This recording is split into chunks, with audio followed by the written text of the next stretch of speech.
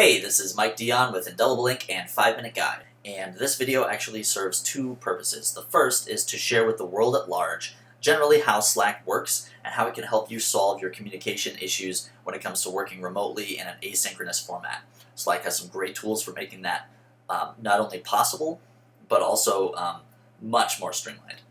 The second purpose is for the folks who are using this workspace right here, which is a virtual Springfield workspace for businesses in the Springfield, Vermont area to collaborate and encourage each other and help us to work remotely better as we deal with the coronavirus pandemic and all of the lockdowns and things that are coming from that. So it seems like a great opportunity to both share with folks who are using this how we're planning to use it, and also use that as kind of a best practices video and to demonstrate some of the power of Slack to the world at large. So we're going to kill two birds with one stone here.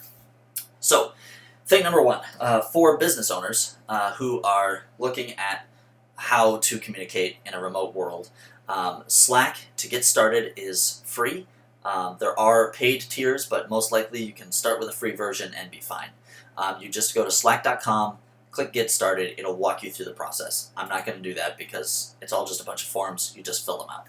Alright, so once you have your Slack account, you create a Slack workspace, and that is what you're looking at here. A workspace is a space where you invite people, and then they sign up, and then everybody in the workspace can communicate with anyone else in the workspace. So that part is actually very familiar. You know, if you're used to using like AOL Instant Messenger from back in the day, that one-on-one communication that you have, the direct messages, it's like Facebook direct messages or Facebook group messages, right?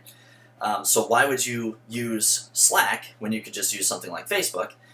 Slack does have that direct messages. That's not its shining strength here. So where Slack really shines is in the ability for you to use channels and threaded conversations to keep context all in the right spot, regardless of when the conversation happened and when it continues to happen. Asynchronous communication is beautiful here. You'll see this channel right here is the general channel. So in our virtual Springfield workspace here, Chris, who is putting this whole thing together and kind of spearheading it, has put a welcome message for any new members that join. He's pinned it, and a pinned message on your general channel, I highly recommend. So he goes over here to this three dots after he adds the message, and just, right now it says unpin, but it would say pin, pins it so that when a new person joins, this message is immediately available to them. So it welcomes them, explains a little bit about what this workspace is for, and then gives the channel strategy. So, we know that, like, let's say the share resources, want to share a video, educational resources, a link, or something else other than grants and financial aid, do it here. There's a grants and financial aid thing.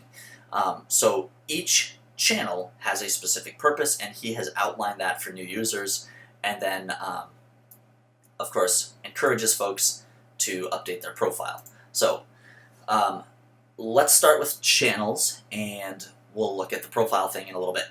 So beyond this general channel, you have over here on the left all of these other channels. You'll see the full white ones are ones that I am a member of.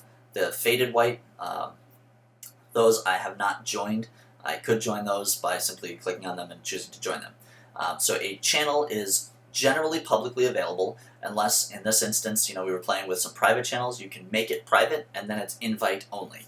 So that's great for your executive team or your HR or anything like that, where you don't want the information to just be publicly available to anybody. But generally speaking, Slack is mostly used in an open sense. So let's go to the share resources. I love this particular channel as an example of highly focused topic with threaded conversation.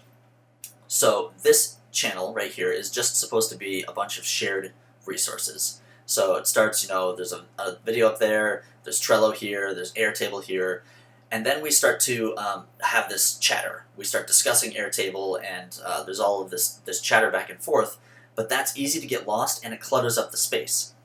But Slack has addressed that, and we just weren't following best practices here. When you see a comment that you want to discuss, you can actually you mouse over it, and you click right over here, reply to thread. Or if there's nothing in that thread yet, it will say start a thread. So you'll also see if there's a thread going on, you can see the replies right here. So I could just start typing in here and submit that, and that would go into that thread. I've sent Chris about 100 notifications today trying to make this video and losing power and having audio issues and everything like that, so we're not going to send him any more notifications. Now, the beauty of this is that the channel can continue moving forward, but people can keep that conversation going up here without worrying about how far ahead the channel gets. So if I don't log in until tomorrow, I can still see all the conversation about this topic, and I can contribute to that conversation in context. It doesn't end up at the bottom of a channel and everyone's like, hey man, that was yesterday, we've moved on. Now, you're probably already thinking, so in order to keep up with this, I need to go skim through every single channel to find where my threads and stuff are? Nope. Slack gives you this threads thing up here. So any thread that you've been participating in will show up here, and you can just go find it. You don't have to go hunt it down. So that's how that becomes incredibly useful, because all of the conversation, if done right, continues to be in context no matter when it happens. Alright, so let's move on to profile.